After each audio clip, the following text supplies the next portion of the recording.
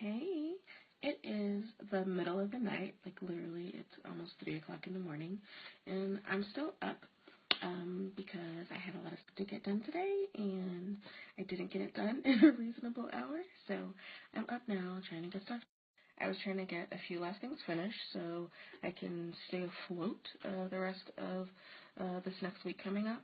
And since I've had such a stressful day and week, I thought I would take a minute to talk about how we manage everyday anxieties. And while I'm talking about this, I want to mention that most Black women, according to research, will not identify as experiencing anxiety. They'll say, oh no, I don't have that, I'm just stressed. So for the record, that's the same thing. If you got stress, that's anxiety. Stress, anxiety. Doesn't mean you have like a disorder, but let's just pretend they're the same thing for the sake of argument. Okay, so back to my story of the hellish of a week I had last week. I'm not going to get too much in the weeds, but I'm going on vacation next week, and so if you ever take a vacation, you'll know that everybody wants you to get everything done before you leave. And I'm like, seriously, people? I can't do all of this stuff. Sometimes I almost don't even want to go on a vacation because all of the stuff that piles up before and then all of the stuff that's going to be piled up for me when I get back at my 9 to 5, it's just like I don't even want to deal with it. But, I mean, I'm definitely going on my vacation. There are definitely other factors that are compounding what's going on in my work right now. I just have like a million projects in the air, and that's always stressful. And I know most of you can relate to that. But I'm usually very zen-like at work. But last week and this weekend, I have been completely on edge, and I'm just like, do you need something? Okay, well then, let's go. At the end of Friday, I still had an extremely long to-do list. So I wrote everything down that I needed to do starting from like Friday night all the way through next week when I leave for vacation. And like schedule's tight, y'all. Like I don't know about y'all, but I am very serious about my to-do list. So Saturday morning, I'm up. I'm like, I got to get this stuff done. I'm checking things off the list. I'm ready to go run my errands before I have to get to two really important events I needed to go to. Okay, so I wasn't like perfectly on point this morning. I was like a little bit behind, but then I was like, okay, fine. No manicure this weekend. I'll just skip that. I'll make up the time because I have to get to these two events on time, and I had to go to the post office and the bank and a couple other things before I went to these two events. Okay, so I get out the door. Why was there like 5 fire trucks lined up outside my building? I'm like, I mean, is the building burning down? And if it's burning down, why aren't the sirens running? And why didn't anybody get me? Like, I'm just in the house, and it's a tragedy, obviously, outside.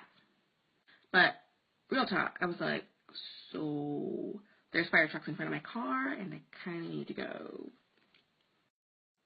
And even though I was very stressed and in a rush, I had the sense enough to know that that's insensitive and rude.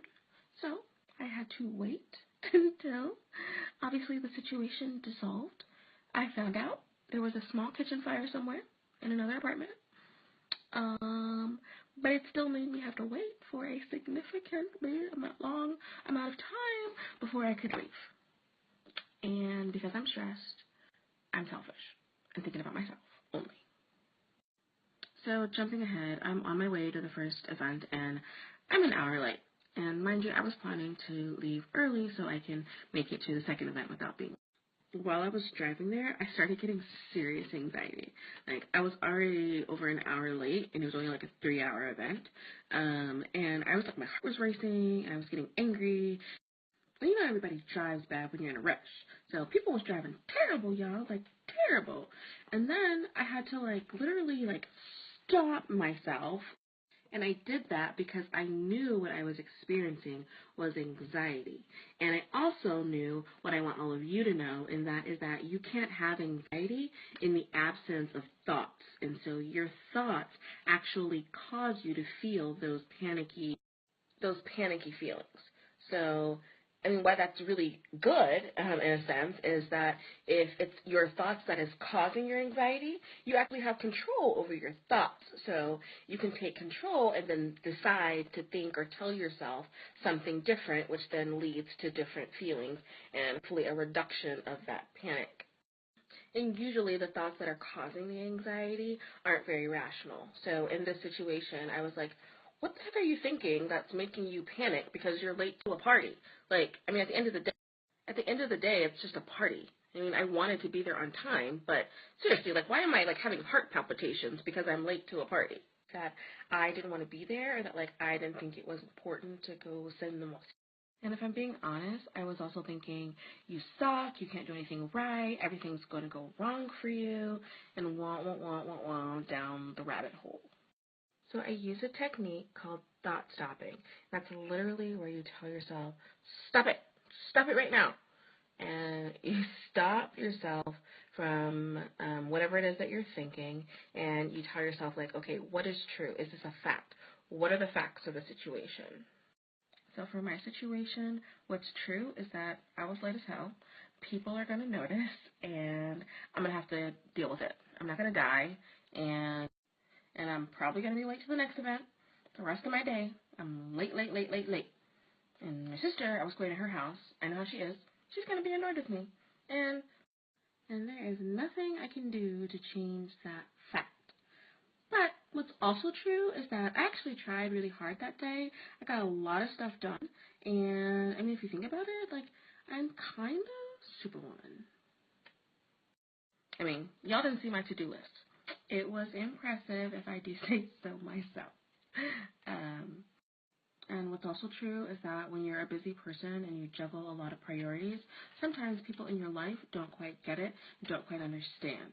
And that's something I gotta learn to deal with. And if you're a busy professional woman, you gotta learn to deal with it too. And one of the ways I deal with it is by, allowing myself some grace and being honest. Like, if I know I did the best I could, then I'm like, you know what?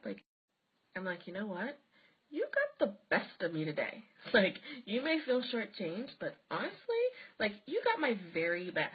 And that's gonna have to be good enough for you. I think grace is a big component. I try to have grace with myself, and I try to have grace with other people, and give people the benefit of the doubt that each day they're doing the best that they can with the resources they have for that day.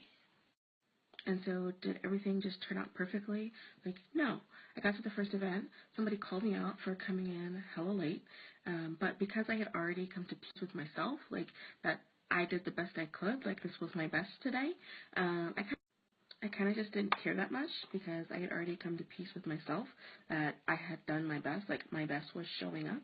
And so I was just like, well, you know what? If other people won't give me grace, I give it to myself. And I'm like, hello. Yes, I'm a little late. Nice to see you. And then my sister gave me the side eye when I showed up at her house a little late. She made like 3 jokes about it tonight. And I just said, listen. She's my sister, so I can like be a little rough.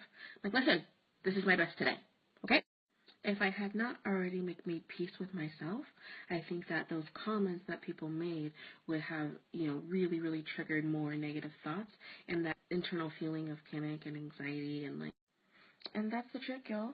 You have to literally stop your thoughts in their tracks so you can think something different, something true, and extend grace to yourself and others. Always. Alright? That's all I got for you tonight. I hope you enjoyed this little late night session. And as always, I'm wishing you love, money, and happiness.